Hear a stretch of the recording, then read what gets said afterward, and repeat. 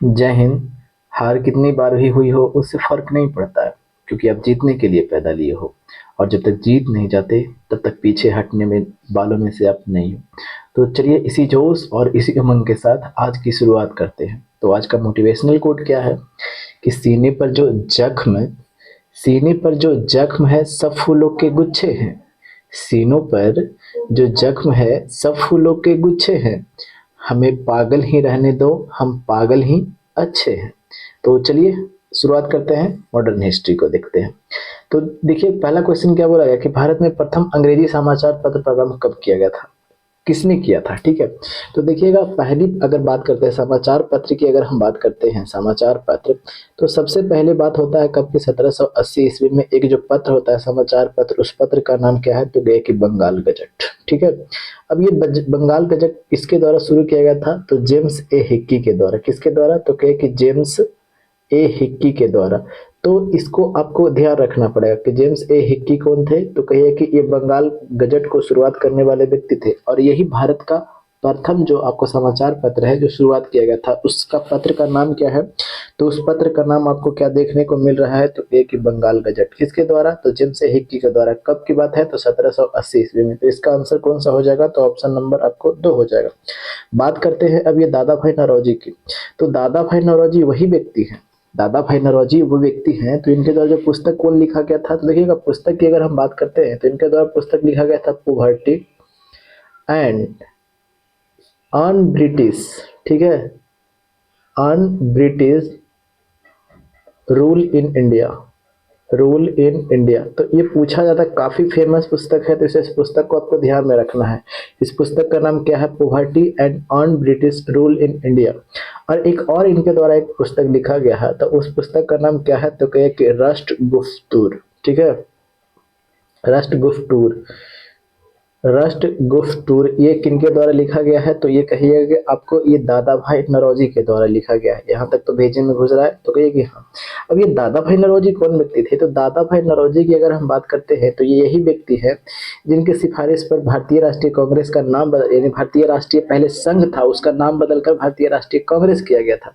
और ये कलकत्ता का अधिवेशन किए थे। कलकत्ता कब का अधिवेशन करते हैं, तो कि कलकत्ता का अधिवेशन जो दूसरा अधिवेशन होता ना है, दूसरा अधिवेशन, उसका अध्यक्षता ये करते हैं दादा भाई नौरोजी करते हैं। कौन, तो दादा भाई नौरोजी। ठीक है, यहाँ पे लिख देते हैं दादा भाई नौरोजी। ठीक है, अब देखिएगा तो इसका तो आंसर हमें मिल गया दोनों चीज का।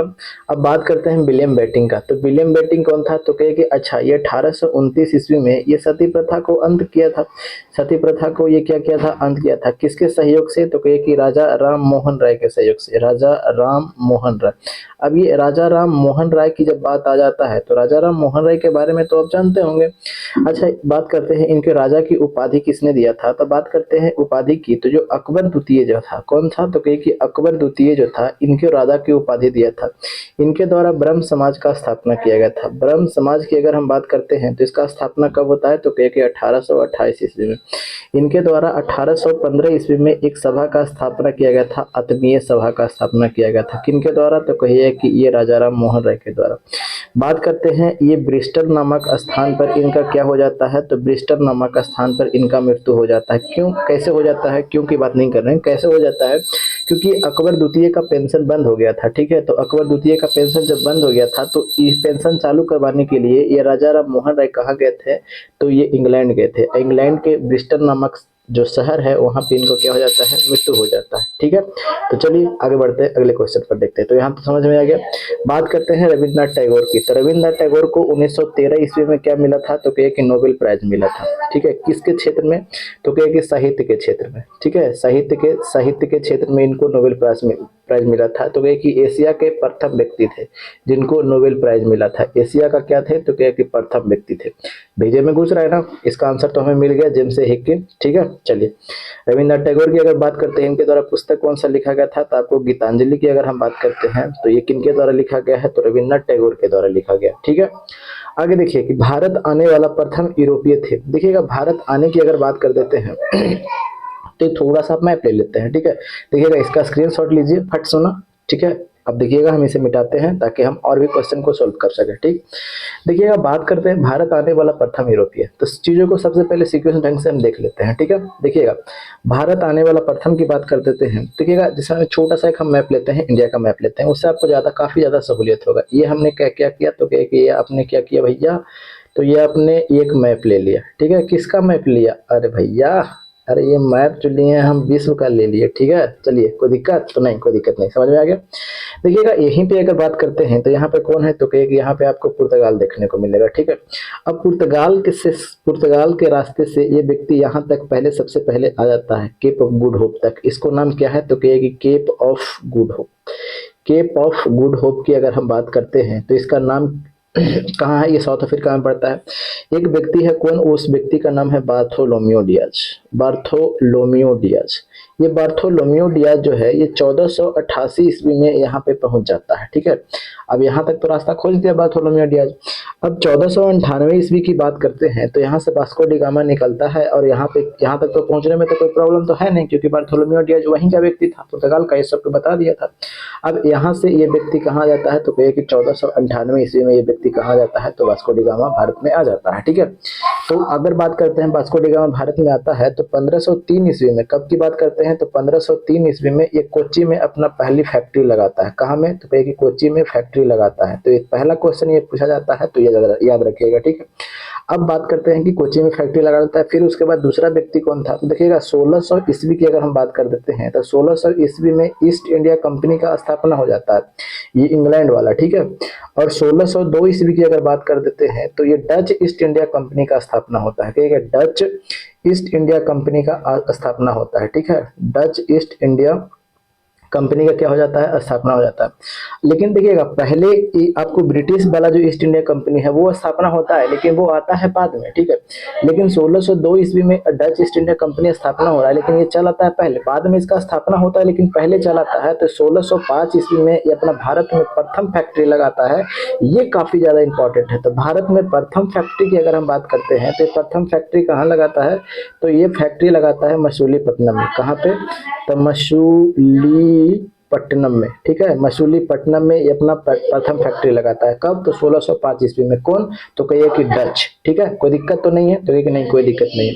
फिर उसके बाद में आप जानते होंगे कि 1608 ईस्वी में ये जो आता है किसके दरबार में, जहांगीर के दरबार में। फिर बात की बात करते हैं, फिर 1611 ईस्वी में क्या होता है कि ये अस्थायी कंपनी लगाता है। कहाँ पे, तो मसूलीपट्टनम में। लेकिन 1613 ईस्वी में किसकी हम बात कर रहे हैं, ये अब हम बात कर रहे हैं अंग्रेज की हम बात कर रहे हैं। ठीक है, अंग्रेज की हम बात कर रहे हैं। अब बात करते हैं 1613 ईस्वी में ये सूरत में अपना अस्थायी फैक्ट्री लगा लेता है। कब की बात है, तो कहे कि सूरत में अस्थायी फैक्ट्री कब लगाता है, तो ये अंग्रेज लगाता है, तो 1613 ईस्वी में। ठीक है, यहाँ तो कोई दिक्कत तो नहीं है, कहीं कोई दिक्कत नहीं है। फिर उसके बाद में कौन आता है, तो कहीं कि फ्रांसीसी आता है। ठीक है, अब ये फ्रांसीसी की अगर हम बात कर देते हैं तो फ्रांसीसी की जो पहला फैक्ट्री लगाता है 1668 ईस्वी में, ये कहाँ लगाता है, तो कहीं कि सूरत में लगाता है। कहाँ में, तो सूरत में 1668 ईस्वी में ये अपना प्रथम फैक्ट्री लगा लेता है। कोई दिक्कत तो नहीं है, तो एक नहीं कोई दिक्कत नहीं है, सब समझ में आ गया। ठीक है, तो पहला कौन था, तो कहिए कि पहला तो आपका पुर्तगाल हो गया। पुर्तगाल के बाद कौन आ जाता है, तो कहिए कि डच आता है। फिर डच के बाद में कौन आता है, तो फिर कहिए डच के बाद में आपको कौन आता है, तो कहिए कि अंग्रेज आता है। और अंग्रेज के बाद में कौन आता है, तो कहिए कि फ्रांसीसी आता है। तो कौन भेजा में घुस रहा है कि नहीं घुस रहा है, तो कहिए कि हाँ घुस रहा है। ठीक है, तो इसका आंसर कौन सा हो जाएगा, तो भारत आने वाला प्रथम यूरोपीय कौन था, तो कहिए कि आपको पुर्तगाली था। ठीक है, ये गया कब था, तो कहिए कि 1961 ईस्वी में गया था। ठीक है, ये गोवा, ये इसको किसको छोड़ करके, गोवा को छोड़ करके। ठीक है, चलिए तो इसका आंसर तो मिल गया। आगे देखिएगा, सती प्रथा को अवैध किसने घोषित किया था, तो अभी हमने देखा कि 1829 ईस्वी में क्या था कि सती प्रथा को अंत कर दिया गया। ठीक है, सती प्रथा को क्या कर दिया गया, अंत कर दिया गया। अब ये व्यक्ति कौन थे, तो कहिए कि लॉर्ड विलियम बेटिंग था। ठीक है, लॉर्ड विलियम क्या था, तो कहिए कि बेटिंग था। लॉर्ड विलियम बेटिंग था। कोई दिक्कत, किसके सहयोग से, तो कहिए कि राजा राम मोहन राय के सहयोग से। कोई दिक्कत, तो अभी हमने देखा इसको। आगे बढ़ते हैं। ठीक है, बात करते हैं, ये रिपन की बात कर लेते हैं। तो रिपन कौन था, तो देखिएगा वर्नाक्यूलर प्रेस एक्ट की बात करते हैं। वर्नाक्यूलर प्रेस एक्ट की बात करते हैं तो इसको निरस्त करने का काम किसने किया था, तो कहिए कि निरस्त करने का काम यही किया था। कौन, तो ये लॉर्ड रिपन ने किया था। ठीक है, कॉर्नवालिस की बात करते हैं तो भारत में सिविल सेवा का जनक किसे बोला जाता है, तो देखिए सिविल सेवा का जनक की अगर बात करते हैं तो लॉर्ड कॉर्नवालिस को बोला जाता है। किसे, तो सिविल सेवा का जनक। ठीक है, चलिए राजा राम मोहन राय के बारे में अभी हमने देखा। चलिए आगे क्या बोला गया है कि 1857 ईस्वी में प्रथम विश्वविद्यालय, तो देखिएगा प्रथम विश्वविद्यालय की बात कर देते हैं तो ये 1857 ईस्वी में कहाँ होता है, तो कहिए कि कलकत्ता में खुलता है। ठीक है, कलकत्ता में आपको प्रथम विश्वविद्यालय देखने को मिलता है, तो इसका आंसर हो जाएगा ऑप्शन नंबर 2 हो जाएगा। ठीक है, और कलकत्ता में ही आपको उच्च न्यायालय की स्थापना प्रथम बार होती है कि कब, उसके 1773 ईस्वी का रेगुलेटिंग एक्ट जो आता है उसके उसी के तहत में 1774 ईस्वी में कलकत्ता उच्च न्यायालय का क्या होता है, स्थापना होता है। ठीक है, उच्चतम न्यायालय, उच्च नहीं उच्चतम न्यायालय का स्थापना होता है,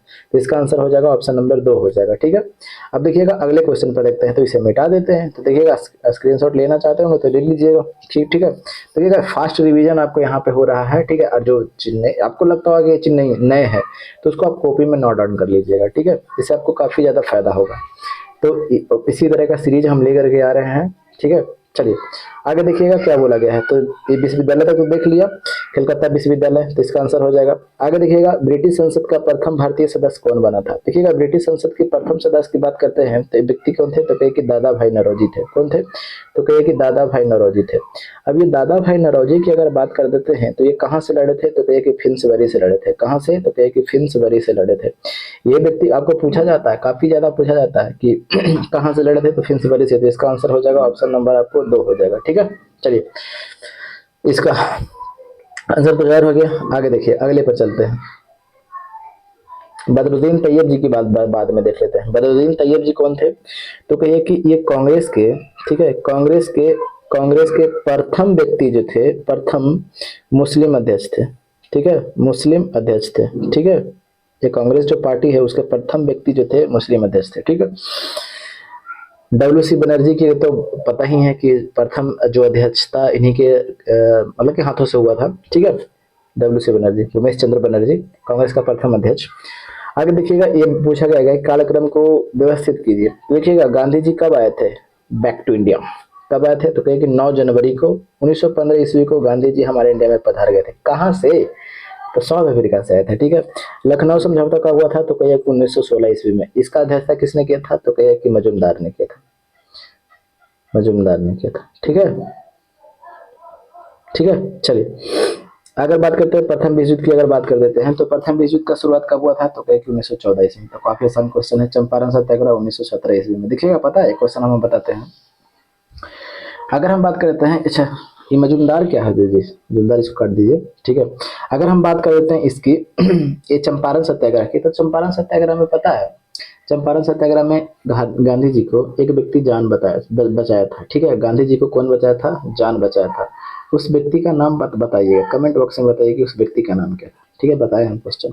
तो पहले कौन सा हो जाएगा, जो पहले हो जाएगा 14 हो जाएगा, 14 बनाना तो पहले 3 हो जाएगा, तो पहले इसको काटिए, इसको काटिए, पहले 3 हो जाएगा, 3 के बाद फिर कौन सा हो जाएगा, तो 1 होगा, 3 के बाद में 2 दिया है, खत्म कीजिए, 3 के बाद 1, ऑप्शन नंबर क्या हो जाएगा, तो 4 हो जाएगा। काफी आसान क्वेश्चन था। ठीक है,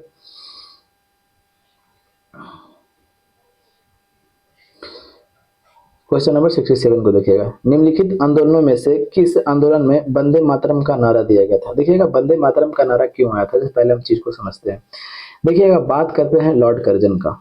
ठीक है, ये लॉर्ड कर्जन जो था, ठीक है, लॉर्ड कर्जन, ये लॉर्ड कर्जन की बात करते हैं तो ये भारत में वायसराय बनकर गया था, तो कहे कि हाँ वायसराय बनकर गया था। तो कब बनकर गया था, तो कहे कि 1899 से लेकर के 1905 ईस्वी तक ये भारत में वायसराय बनकर के रहा था। ठीक है, अब बात ऐसा है ना कि ये जो बंगाल जो था, आज ये जो बंगाल आप देखे, जैसे हम एक छोटा सा हम मैप ले लेते हैं। ठीक है, तो छोटा सा एक हम मैप ले लिया। ठीक है, छोटा सा एक हम मैप ले लेते हैं।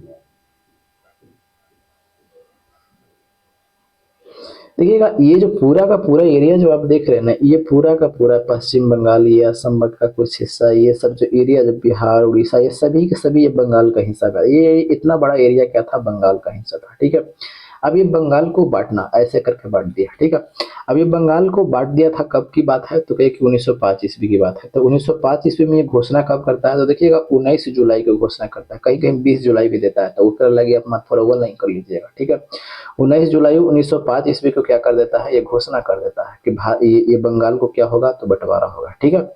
अब विरोध होता है, विरोध तो होना लाजमी है, लाठी पेन लेकर के सब निकल जाते हैं कि तुमको तो हम देख ही लेंगे, तुमको क्या कर लेगा, बांट के तुम क्या करना चाहता है, ठीक है। लाठी पेन लेकर के निकलता है, तो वही आंदोलन कहिए, वो आंदोलन में ही क्या बोला जाता है तो कहिए कि वंदे मातरम का नारा लगाया जाता है। क्या लगाया जाता है तो कहिए कि वंदे मातरम का नारा लगाया जाता है, ठीक है। इसी आंदोलन से ये प्रारंभ होता है।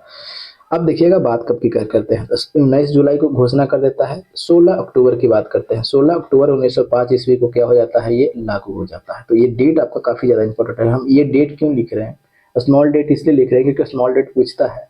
हिस्ट्री में ज्यादातर आपको स्मॉल डेट याद नहीं करना है, बट कुछ चीज ऐसे हैं वो वहाँ वहाँ पे आपको याद करना ही है। नहीं याद कीजिएगा तो आपको क्या लगता है कि सिलेक्शन होने जाना है। अरे बहुत देर पढ़ने वाले हैं, आपको लगता होगा कि नहीं क्या, अरे भैया क्या हो जाएगा, बहुत पढ़ने वाले हैं, ठीक है। और आसान आसान क्वेश्चन बना करके खुद को 30 मार्क का नहीं समझना है, ठीक है। जो नॉर्मल जो ढंग के क्वेश्चन होते हैं उसको बना करके खुद को 30 मार्क का समझना है, ठीक है। चलिए आगे देखते हैं, यहाँ पे आप बात करते हैं। तो आंसर तो इसका मिल गया, कहाँ गया जी भाई जी, तो इसका 1857 क्रांति होगा नहीं, 1905 ईस्वी का ऑप्शन नंबर क्या हो जाएगा तो कहिए कि आपका 2 हो जाएगा, ठीक है। भेजा में घुस रहा है ना। आगे देखिएगा, लॉर्ड माउंटबेटन वायसराय। अब देखिएगा लॉर्ड माउंटबेटन वायसराय के रूप में कार्य करने के लिए विशिष्ट निर्देशों के साथ भारत आया था। सबसे पहले अगर बात कर देते हैं, देखिए लॉर्ड माउंटबेटन से पहले कौन था तो कहिए कि लॉर्ड बेवेल था, ठीक है। अभी लॉर्ड बेवेल जो था, ये लॉर्ड बेवेल को वहां पर क्लेमेंट एटली बन जाता है सरकार, यानी प्रधानमंत्री कौन है, ब्रिटेन का प्रधानमंत्री। देखिएगा अगर बात करते हैं प्रधानमंत्री की, अगर हम बात कर देते हैं तो ब्रिटेन का प्रधानमंत्री कौन है तो कहिए क्लेमेंट एटली, क्लीमेंट एटली था, ठीक है। अभी क्लेमेंट एटली घोषणा करता है कि सुनो भैया हमारी सरकार आएगी ना तो हम भारत को आजाद कर देंगे, ऐसा बोल देता है, ठीक है। अब ऐसा बोलता है तो लॉर्ड बेवेल जो यहाँ का वायसराय था, और लॉर्ड बेवेल को बुला लेता है कि भाई साहब तुम वापस आ जाओ, आ जाओ, तुमसे कुछ नहीं होना जाना, ठीक है। और लॉर्ड बेवेल को वापस बुला लिया जाता है, और लॉर्ड बेवेल के वापस बुलाने के बाद में लॉर्ड माउंटबेटन को भेजा जाता है। लॉर्ड माउंटबेटन को किसको भेजा जाता है तो कहिए कि माउंटबेटन को भेजा जाता है। पता है क्यों भेजा जाता है, इसे सख्त हिदायत दिया जाता है, किसके द्वारा तो कहिए कि क्लेमेंट एटली के द्वारा बोला जाता है ना कि सुनो तुमको हम इंडिया भेज रहे थे, ठीक है भाई भेजिए, क्या बात है। तो तुम इंडिया जाओ और सबसे पहले तुमको अगर हो सके तो सभी को इकट्ठा रखने की कोशिश करना। अगर अगर अगर अगर सब कोई नकियाने लगे कि ना भैया हम तो अलगे रहबे करेंगे, जिस समय ये मोहम्मद अली जीना था, ये मोहम्मद अली जीना क्या कर रहा था कि भैया हमको पाकिस्तान चाहबे ही कीजिए, एकदम हम मानबे नहीं करेंगे। ये पाकिस्तान तो मांग रहा था हमको पाकिस्तान चाहबे ही कीजिए, चाहबे ही कीजिए। अगर ऐसा स्थिति आ जाए तुम्हारे पास में तब तुम अपने हिसाब से बांट देना, ठीक है, काम वैसा कर लेना। लेकिन हिदायत इसको क्या दिया गया था कि हो सके तो इकट्ठा को रखने की कोशिश करना, भारत को बांटना नहीं, ठीक है।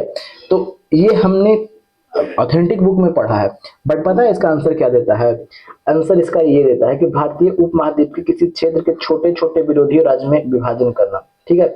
ये ऐसा नहीं है, ये अब देखिए ऑप्शन में दूसरा ऑप्शन में दिया गया है कि यदि संभव हो तो भारत को संगठित रखना। अभी हमने चर्चा किया कि अगर ऐसा नौबत आ जाए कि नहीं मनवे नहीं करे कि नहीं हम पाकिस्तान लेकर रहबे ही करेंगे, कुछ हो जाए, नहीं तो हम लाठी पहन लेकर के घर से निकल जाएंगे, लुंगी कुर्ता पहन करके सब जो देखते हैं ना आंदोलन होता है तो उस तरह से निकल जाता है, उसी तरह से हम निकल जाएंगे।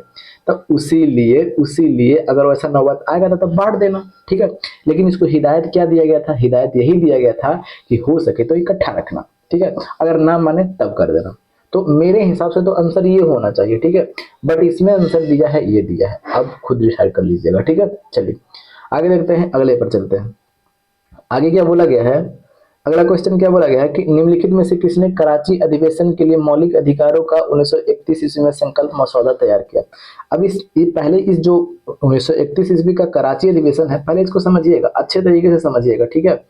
देखिएगा 1931 ईस्वी का कराची अधिवेशन होने का इम्पोर्टेंट क्यों है, देखिएगा बात हम करते हैं आपको, ठीक है, बात करते हैं कब की बात कर लेते हैं। देखिएगा 1931 ईस्वी की बात करते हैं तो आप इतना तो जानते होंगे ना कि 23 मार्च 1931 ईस्वी को भगत सिंह, सुखदेव और राजगुरु को फांसी पड़ जाता है। कौन से तो भगत सिंह, फिर उसके बाद में कौन तो कहे कि सुखदेव, ठीक है, और फिर उसके बाद में कौन तो कहे कि राजगुरु। ये तीनों को क्या दिया जाता है तो कहे कि फांसी दे दिया जाता है, ठीक है। अब जब व्यक्ति कब की बात है तो 23 मार्च 1931 ईस्वी की बात है, ठीक है, इसीलिए हम चीजों को रिलेट कर रहे हैं। इसके पहले 23 मार्च के पहले की अगर हम बात कर लेते हैं, 23 मार्च पहले की अगर हम बात कर लेते हैं तो यहाँ पे लाते हैं, यहाँ पे ठीक है, यहाँ पे इधर आ जा भाई, इधर आ जा। देखिएगा 5 मार्च की अगर हम बात कर लेते हैं, कब की बात कर लेते हैं, तो 5 मार्च 1931 ईस्वी को बात कर लेते हैं। तो गांधी और इरविन के बीच में समझौता होता है। किसके बीच में होता है, तो गांधी और इरविन के बीच में क्या होता है, तो समझौता होता है। इस गांधी इरविन समझौता को एक और नाम से जाना जाता है, जिससे बोला जाता है दिल्ली समझौता। तो हम स्मॉल डेट क्यों लिखे हैं भैया, अरे भैया पूछा जाता है, हमारा शौक थोड़े नहीं है कि छोटा छोटा चीज आपको याद करवाए रटवाए, नहीं, स्मॉल डेट पूछा जाता है, ठीक है। तो 5 मार्च 1931 ईस्वी को दिल्ली समझौता होता है, किसके बीच में, गांधी और इरविन के बीच में होता है। और इस समझौते में क्या था ना कि प्रथम बार ऐसा समझौता हो रहा था कि भारतीयों को एकदम बराबर सीट पर रखा गया था। यानी जितना आपको इरविन का ऊंचा सीट था और जितना गद्देदार इरविन का सीट था, उतना गद्देदार गांधी जी का सीट था। दोनों को दोनों दम ऐसे करके बैठे हुए हैं, एकदम ठेवनिया करके, ठीक है ऐसे। पहले क्या था कि पहले इरविन ऊंचा, जैसे में इस तरफ में इरविन है और इस तरफ में कौन है, गांधी जी है। दोनों को दोनों एकदम बराबर सीट पर बैठे हुए हैं कि अब बोलो भाई क्या बात है। अब ऐसा रीजन इसलिए था ना क्योंकि गोलमेज सम्मेलन हो रहा था, और गोलमेज सम्मेलन के लिए ये राजी करवाना चाहता था इरविन गांधी जी को कि भैया हुआ के जो प्रधानमंत्री है ना, हमको एकदम पेरले है कि तुम गांधी को भिजवे करो, भिजवे करो। यहाँ तो तुम आंदोलन चालू किए हुए है। उस टाइम कौन सा आंदोलन चालू था, तो सविनय अवज्ञा आंदोलन चालू था। और इसी को समझाने बुझाने के लिए दिल्ली समझौता होता है कि तुम बंद करो इसको और कहाँ जाओ, ब्रिटेन जाओ। किस लिए, तो गोलमेज सम्मेलन में भाग लेने के लिए। तो इसीलिए समझौता होता है गांधी इरविन समझौता 5 मार्च 1931 ईस्वी को, जिसे दिल्ली समझौता के नाम से जाना जाता है। और इसमें कहा जाता है कि अगर गांधी जी चाहते, क्योंकि ये इरविन जो है सब बात मानने के लिए बाध्य है। बाध्य क्यों है, बाध्य इसलिए है क्योंकि ब्रिटेन के प्रधानमंत्री से सीधा प्रेशर है कि गांधी को हर हालत में भेजना है, तुमको किसी भी तरह उसको मना के फुसला के भेजो। तो इसीलिए इरविन यहाँ पे मजबूर है कि गांधी की हर बात को मानेगा। इरविन यहाँ पे मजबूर है। अगर इरविन कहे कि गांधी जी की बात को नहीं मानेंगे, तो गांधी जी कहेंगे कि ठीक है हम नहीं जाएंगे ब्रिटेन, रहो तुम ऐसे ही रहो, ठीक है। तो यही बात के लिए कुछ इतिहासकार कहते हैं कि अगर गांधी चाहते तो ये भगत सिंह की फांसी को रुकवा सकते थे। समझ में आया। तो कई इतिहासकार कहते ये भी हैं कि नहीं, गांधी जी ने यहाँ पे बात उठाया था किसके बारे में, तो इनके बारे में, ये भगत सिंह के बारे में। बट ये इरविन कहा कि देखिए हम आपका सब बात मान गए हैं, लेकिन ये भगत सिंह एक आतंकवादी है, और आतंकवादी का आप जो क्या कर रहे हैं, सिफारिश कर रहे हैं, ये गलत है, ठीक है। तो ऐसा इतिहासकार कहता है, ठीक है। लेकिन कई व्यक्ति जो इतिहासकार जो आलोचक हैं गांधी जी के, वो कहते हैं कि सुनिए, गांधी जी ने इसलिए नहीं रुकवाया क्योंकि गांधी जी को ऐसा डर था कि अगर भगत सिंह छूट जाता है जेल से, तो जो सारा का सारा जो जनता है, जो मतलब इंडिया की जो जनता है, वो हमारे पीछे ना डोलेगा। यानी हीरो के रूप में कौन अब उभरेगा, तो हीरो के रूप में वो उभर जाएगा कौन, तो भगत सिंह। इसीलिए गांधी जी ने नहीं ऐसा बातचीत को रखा, ठीक है। और इसी के बाद यानी दिल्ली समझौता होता है, और उसी के 18 दिन के बाद में क्या होता है, तो 23 मार्च 1931 ईस्वी को भगत सिंह, सुखदेव और राजगुरु को फांसी पड़ जाता है, ठीक है। अब देखिएगा, अब यही फांसी पड़ गया 23 मार्च को। अब होता है 28 से 29 के आसपास, यानी 25 के आसपास, मतलब कि 28 29 के आसपास में क्या होता है, मार्च को कराची अधिवेशन होता है। क्या होता है, तो क्या कि कराची अधिवेशन होता है। किसका, तो कांग्रेस का कराची अधिवेशन होता है। तो यहाँ पे इंपॉर्टेंट होता है, अब खुद बताइएगा, 5 दिन पड़ला फांसी हुआ है और कांग्रेस का कराची में अधिवेशन हो रहा है, ठीक है। अब गांधी जी वहां पे जाएंगे तो गांधी जी को स्वागत होगा कि क्या होगा। तब यहीं पे गांधी जी को काला झंडा दिखाया जाता है। काला झंडा कहाँ पे दिखाया जाता है, तो कहे कि कराची अधिवेशन में हुआ था। अगर हम बात करते हैं कराची अधिवेशन का अध्यक्षता किसने किया था, ठीक है, तो ये पूछा जाएगा। तो अध्यक्षता की बात करते हैं तो अध्यक्षता कौन किया था, तो कहे कि सरदार वल्लभ भाई पटेल। कौन किए थे, तो सरदार वल्लभ भाई पटेल क्या किए थे, अध्यक्षता किए थे। भेजा में घुस रहा है तो हाँ बिल्कुल घुसना भी चाहिए, ठीक है। काला झंडा किनको दिखाया गया, अरे भैया गांधी जी को दिखाया जाएगा। और किनको, काहे, लोग मान रहा था कि गांधी जी नहीं बचाए हैं जानबूझ के, ऐसा बात निकल रहा था। और अभी रुकिए, ऐसा नहीं कि सब कुछ विरोधी करने वाले व्यक्ति थे। और इसी में गांधी जी कहते हैं कि सुनो, गांधी मर सकता है। क्या बोले थे गांधी जी, कि गांधी मर सकता है परंतु परंतु गांधीवाद नहीं।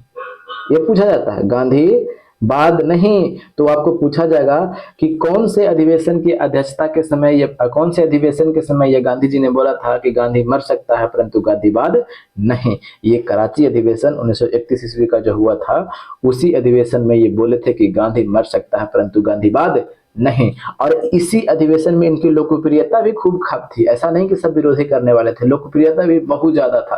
क्यों? क्योंकि दिल्ली समझौता हुआ था उस टाइम, एकदम बराबर गद्देदार सीट पर दोनों बैठे थे, तब मान गए थे कि मान गए गांधी जी आपको, आप हीरो हैं एकदम। जोन सीट जैसन गद्देदार पर इरविन बैठा वैसन गद्देदार पर आप बैठे, आप तो एकदम हीरो हैं।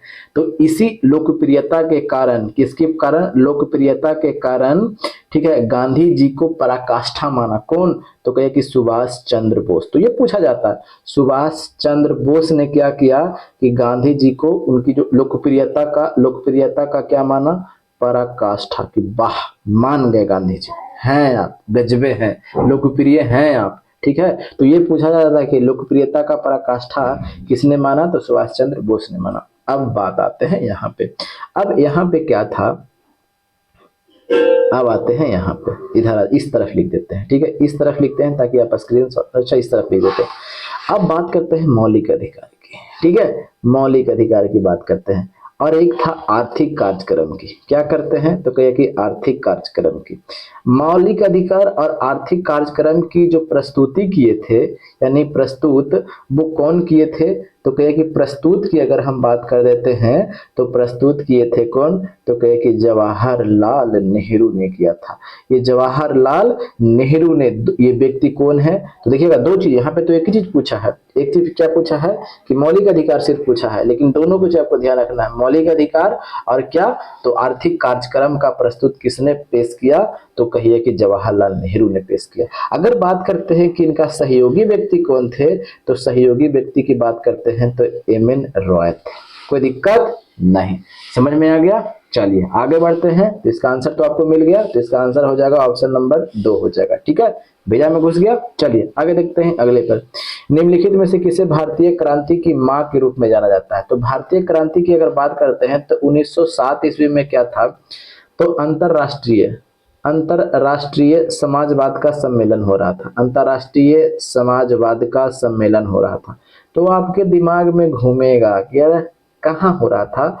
तो ये जो सम्मेलन हो रहा था जर्मनी में हो रहा था, तो ये पूछा जाता है, ठीक है, अंतरराष्ट्रीय समाजवाद का सम्मेलन हो रहा था। तो इसी में क्या थे कि मैडम भीकाजी कामा, ठीक है, ये भीकाजी कामा जो थे, ये जो व्यक्ति जो थे, ये क्या किए थे कि भारत का झंडा फहराए थे। क्या फहराए थे? झंडा फहराए थे। और इनको क्या कहा जाता है? भारतीय क्रांति की मां कहा जाता है, यानी ये वुमेन थे, भारतीय क्रांति की मां, भारतीय क्रांति की मां। तो इसीलिए आपको ये भी ध्यान रखना है, ठीक है। तो इसका आंसर हो जाएगा ऑप्शन नंबर आपको 3 हो जाएगा, ठीक है। कहाँ में भैया? तो कहिए कि जर्मनी में, ठीक है। कब? 1907 ईस्वी में अंतर्राष्ट्रीय समाजवाद का सम्मेलन हो रहा था। तो मैडम भीकाजी कामा जो थे, ये झंडा फहराए थे और इनको क्या बोला जाता है? भारतीय क्रांति की मां बोला जाता है, ठीक है। चलिए अगले पर चलते हैं। भारत के संविधान का विचार सर्वप्रथम किसके द्वारा प्रस्तुत किया गया था? यही ना, किसके द्वारा दिया गया था? तो ये व्यक्ति कौन है? तो कहे कि एम.एन. रॉय।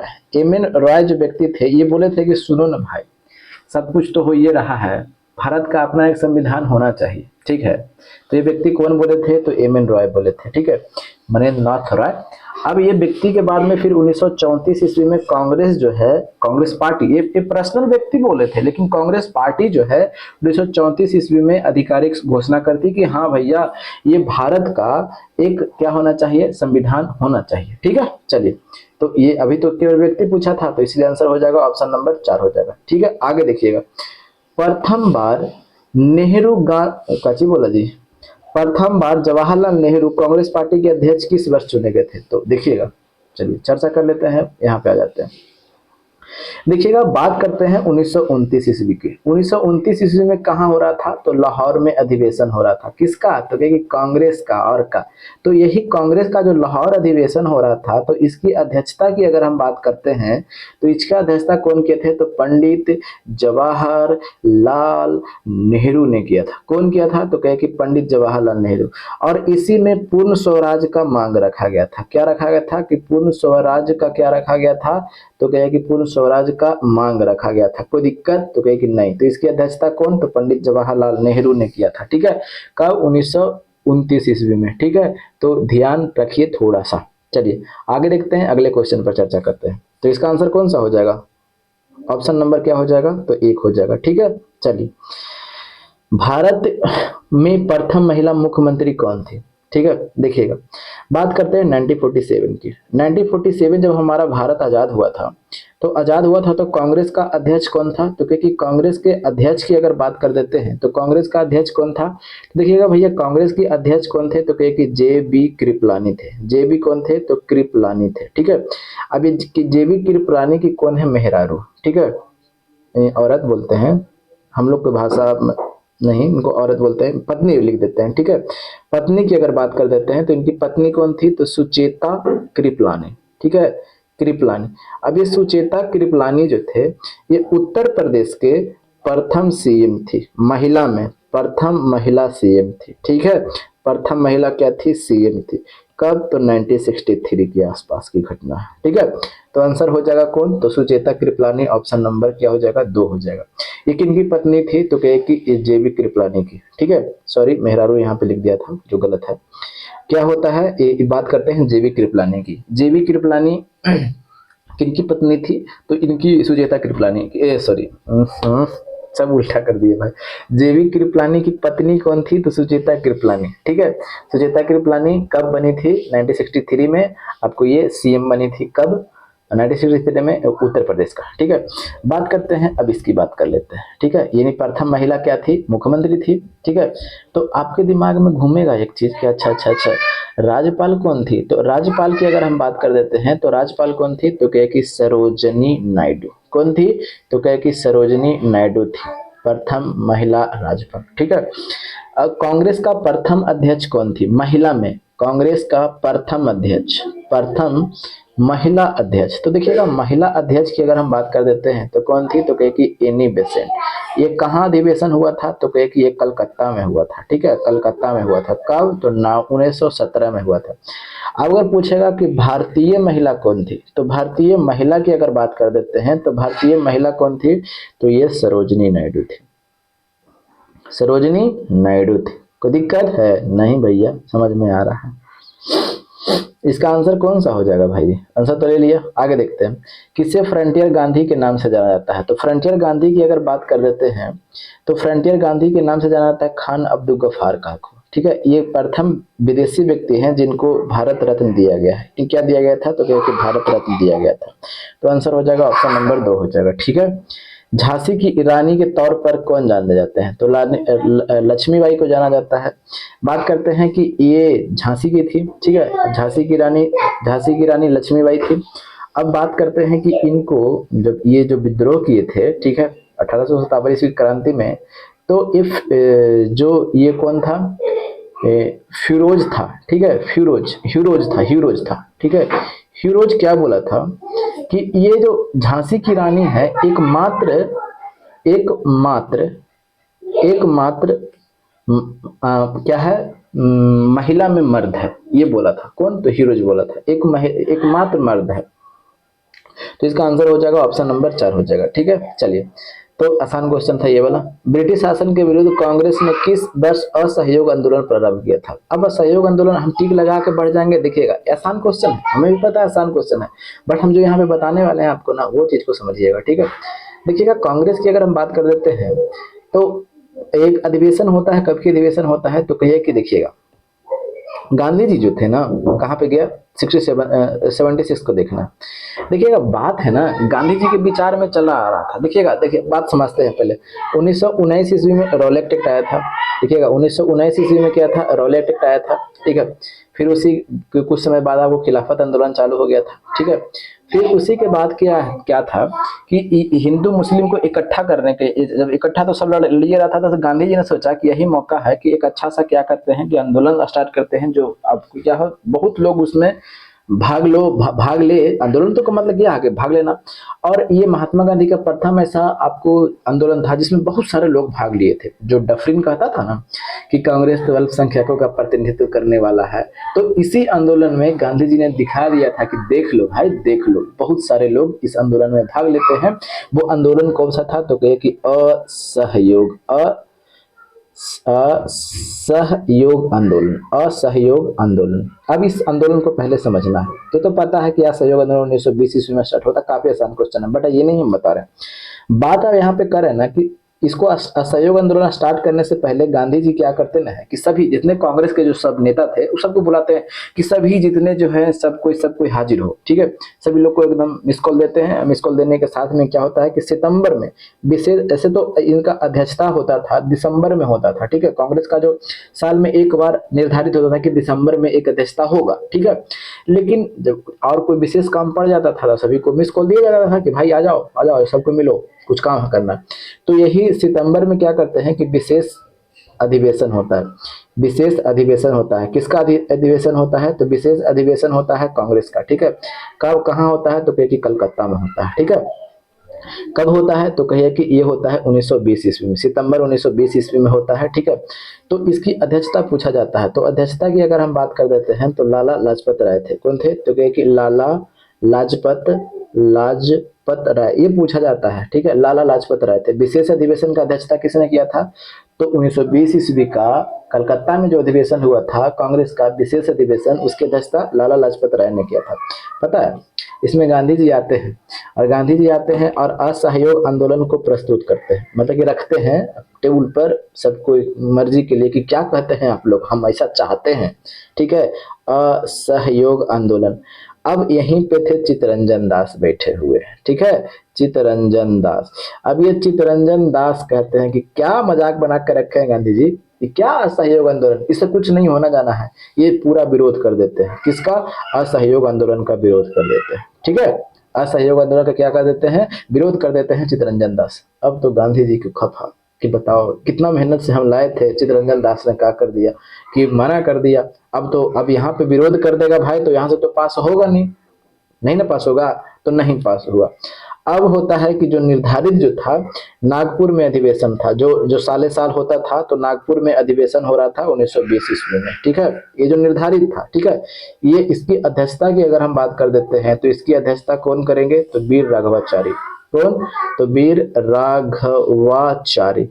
अब क्या था ना कि चित्तरंजन दास तो विरोध कर दिए थे, तो चित्तरंजन दास को काफी फुसलाते वगैरह हैं कि सुनिए चित्तरंजन दास जी, क्या आप ही कर रहे हैं, अरे ऐसा ऐसा होगा, ऐसा ऐसा करेंगे, इस तरह से आजादी लेंगे, इस तरह से ये करेंगे, 1 साल में आजादी ले लेंगे, आप टेंशन काहे ले रहे हैं। ये सब बात चित्तरंजन दास को क्या करते हैं, समझाते हैं, कन्विंस करते हैं। अब चित्तरंजन दास भी कन्विंस हो जाते हैं गांधी जी से। अब कन्विंस जब हो जाते हैं तो नागपुर में क्या करते हैं कि जो चित्तरंजन दास कलकत्ता में जो विरोध किए थे वही नागपुर में क्या करते हैं, प्रस्तुत करते हैं। प्रस्तुत कौन करते हैं, तो कहे कि चित्तरंजन दास। कोची, कहाँ में, तो नागपुर में प्रस्तुत करते हैं, ठीक है। किसको, तो असहयोग आंदोलन को। और नागपुर से क्या हो जाता है, ये असहयोग आंदोलन प्रारंभ हो जाता है। कब की बात है, तो 1 अगस्त को ये प्रारंभ हो जाता है, ठीक है। एक अगस्त को क्या हो जाता है, 1 अगस्त 1920 ईस्वी को ये प्रारंभ हो जाता है। और उसी समय क्या होता है, जैसे में था तो जैसे में आंदोलन स्टार्ट हो जाता है, ठीक है। बट अपने जो था ना, क्या अपने जो कांग्रेस पार्टी थी उससे सहमति केवल लेना था, ठीक है, कि हाँ हम ऐसा ऐसा कर रहे हैं, ठीक है।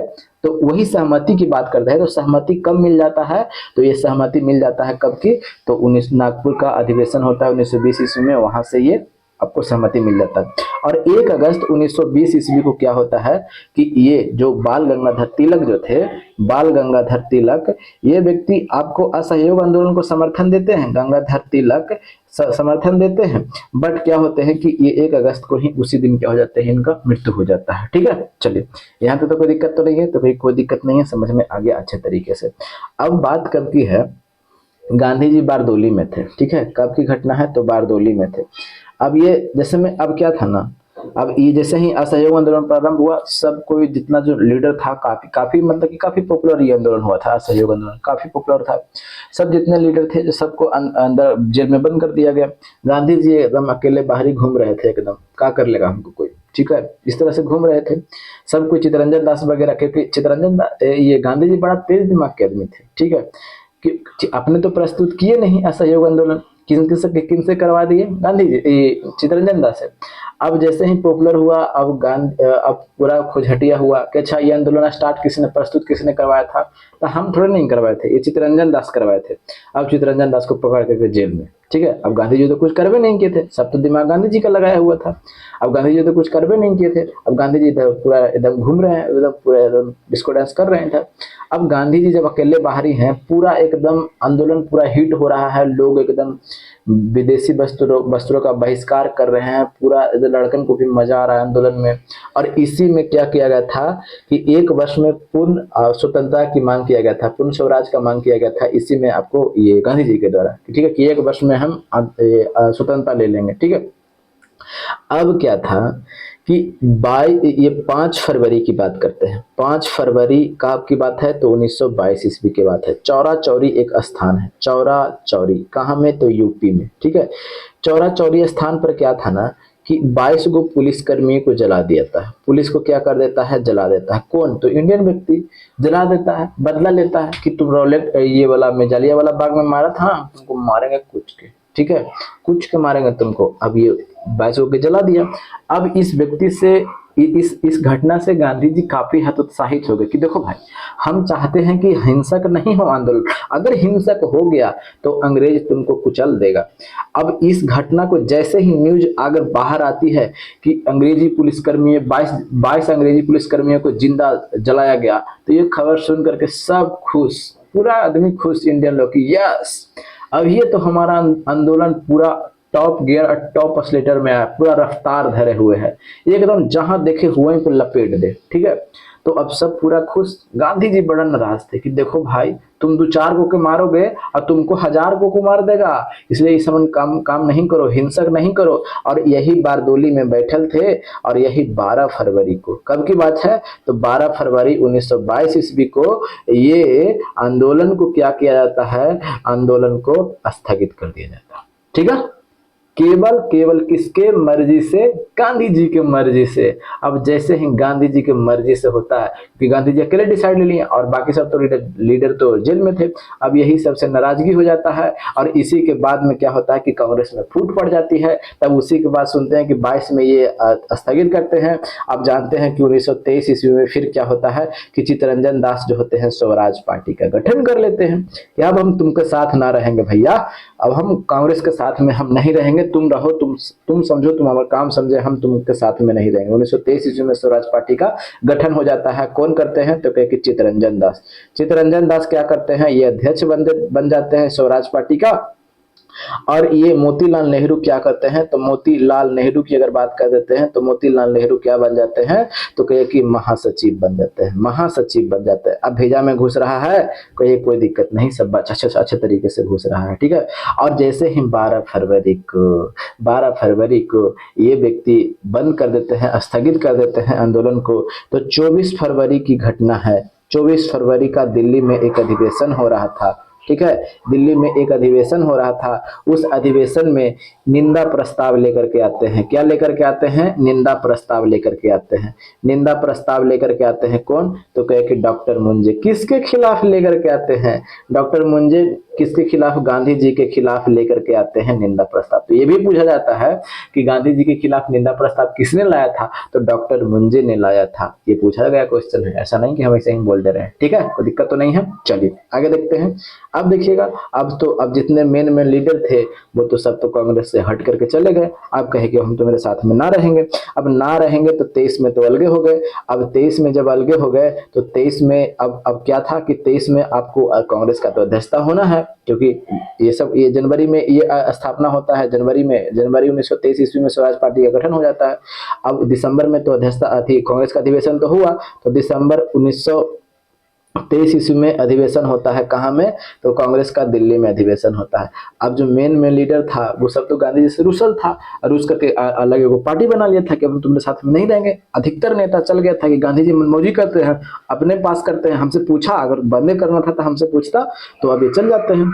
अब चल जाते हैं तो अब कोई व्यक्ति बचल नहीं है मेन लीडर कि कौन अध्यक्षता करे, तो अब एक व्यक्ति को बात धर लेते हैं। कौन व्यक्ति? तो यही मौलाना अबुल कलाम आजाद। मौलाना अबुल कलाम आजाद कि भाई साहब आप ही बन जाओ अध्यक्ष, क्योंकि कोई व्यक्ति तो है नहीं। अब गांधी जी तो बनना नहीं चाहते थे, तो मौलाना अबुल कलाम आजाद क्या हो जाते हैं, अध्यक्षता बनते हैं। तब क्योंकि मेन बूढ़ा लीडर तो सब छोड़ के चला गया था, तो इसलिए जवानका को धर करके बना दिया गया। तो यही पूछा जाता है कि कौन व्यक्ति थे कांग्रेस के जो युवा अध्यक्ष थे, तो ये व्यक्ति कौन है, तो युवा, यानी कांग्रेस के सबसे युवा अध्यक्ष थे कौन, मौलाना अबुल कलाम आजाद। कहाँ? 1923 ईस्वी में। कहाँ में? दिल्ली में। समझ में आ गया।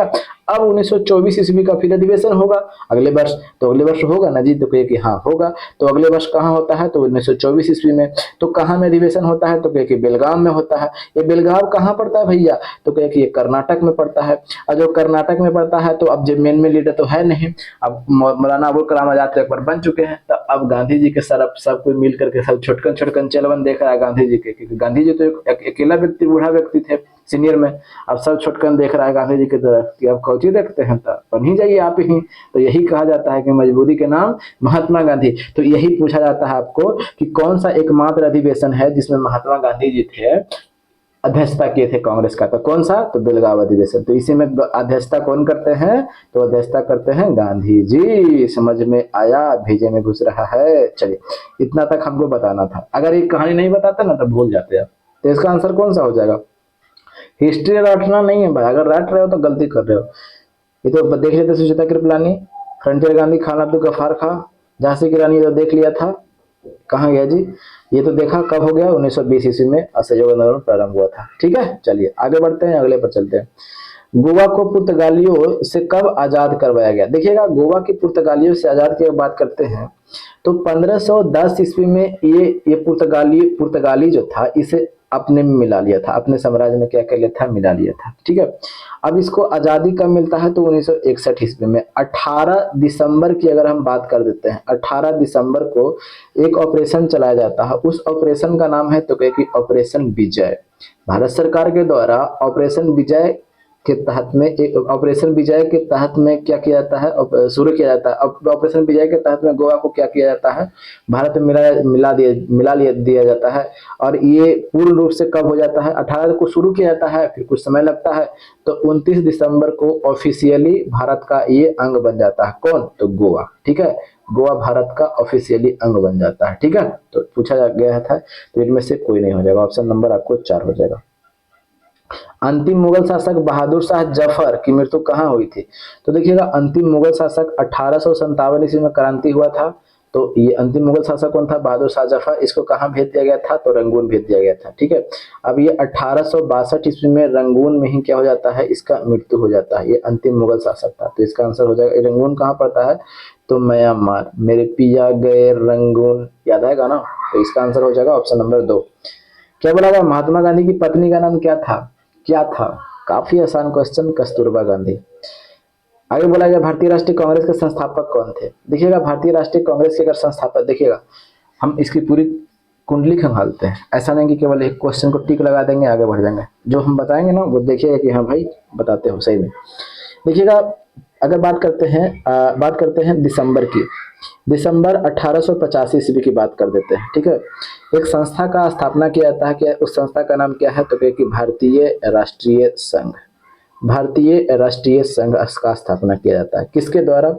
तो ये व्यक्ति हैं ए ओ ह्यूम के द्वारा। ये ह्यूम कौन था? ये कहिए कि ब्रिटिश अधिकारी था। कौन था? तो कहिए कि ब्रिटिश अधिकारी था। ठीक है, अब इसकी बात कर देते हैं तो अध्यक्षता तो पूछा जाएगा, तो कहे कि हाँ भैया अध्यक्षता तो पूछा जाएगा, तो इसकी अध्यक्षता कौन किया था, तो भूमेश चंद्र बनर्जी ने, भूमेश चंद्र बनर्जी ने क्या किया था, तो कहे कि अध्यक्षता किया जाता। तो ये पूछा जाता है आपसे कि कांग्रेस का प्रथम अध्यक्षता किसने किया, तो भूमेश चंद्र बनर्जी। स्थापना किसने किया, तो स्थापना की अभी हमने देखा कि स्थापना किसने किया, तो एओ ह्यूम ने किया था। कोई दिक्कत है, तो देखिए नहीं कोई दिक्कत नहीं है। आप पूछिएगा ना कि अच्छा अच्छा अच्छा, अब क्या था कि अब ये व्यक्ति कौन है, दादा भाई नौरोजी, दादा भाई नौरोजी। अब ये दादा भाई नौरोजी जो है ना, कहते हैं कि सुनो ना भाई, तो कि हाँ भाई बोलिए ना, मतलब कि काफी वृद्ध व्यक्ति थे, सम्मानित व्यक्ति थे, कि ये भारतीय राष्ट्रीय संघ नाम ठीक नहीं है, तो कि क्या किया जाए, तो इसको नाम बदल दो। तो पूछे कि क्या कीजिएगा भाई बदल करके, तो बदल करके भारतीय राष्ट्रीय कांग्रेस कर दो, क्योंकि अच्छी बात है कर दीजिए, क्या बात है। तो इसका नाम क्या कर दिया गया, तो भारतीय राष्ट्रीय कांग्रेस। ठीक है, तो पूछा जाता है कि किनके सिफारिश पर भारतीय राष्ट्रीय कांग्रेस, भारतीय राष्ट्रीय संघ का नाम बदलकर भारतीय राष्ट्रीय कांग्रेस रखा गया, तो कहिए कि दादा भाई नौरोजी पर। ठीक है, तो प्रथम अध्यक्षता कौन किए, तो कहिए कि भूमेश चंद्र बनर्जी फर्स्ट। अब सेकंड अध्यक्षता की बात कर देते हैं, तो सेकंड अध्यक्षता कौन कहते हैं, तो सेकंड अध्यक्षता की बात करते हैं तो ये कहाँ होता है, तो ये अध्यक्षता होता, ये अधिवेशन होता है कलकत्ता में। तो इसकी अध्यक्षता की अगर हम बात कर देते हैं तो ये कौन करते हैं, तो कहिए कि दादा भाई नौरोजी। ठीक है, कोई दिक्कत तो नहीं है, चलिए कोई दिक्कत नहीं है यहाँ पे। अब आपके दिमाग में उठेगा कि एक मिनट रुकिए ना महाराज, अभी और कुछ बताइए नहीं इसमें, तक हाँ बताते हैं। अच्छा, प्रथम अधिवेशन जब हुआ था, यहाँ पे लिखते हैं, प्रथम अधिवेशन जब हुआ था, तो प्रथम अधिवेशन का तो हमने अध्यक्षता तो देखा। ठीक है, कौन देखा कि अच्छा भूमेश चंद्र बनर्जी किए, डब्ल्यू सी बनर्जी किए। ठीक है, अब डब्ल्यू सी बनर्जी किए तो इसमें केवल व्यक्ति भाग लिया था, क्योंकि पहला बार हुआ है तो जरूरी ना है कि केवल भाग लेता है, तो इसमें 72 को व्यक्ति भाग लेता है, केवल भाग लेता है तो क्योंकि 72 को लेता है। अब आपके दिमाग में उठेगा कि अच्छा इसमें मुस्लिम के वो था भाई, तो मुस्लिम की अगर हम बात करते हैं ना, तो इसमें मुस्लिम कितना था, तो 2 व्यक्ति था। ठीक है, मुस्लिम कितने व्यक्ति था, 2 गो। तो आप पूछिएगा ना कि अच्छा महिला क्या को था, तो महिला 0 थी, एक को वो महिला ना थी। ठीक है, समझ में आ गया, कितने व्यक्ति भाग लिए थे, तो कहे 72 को। अब आपके दिमाग में एक चीज तो आ घूमेगा कि अच्छा कहाँ हुआ था जी, ये नहीं बताया, तो देखिएगा बताते हैं।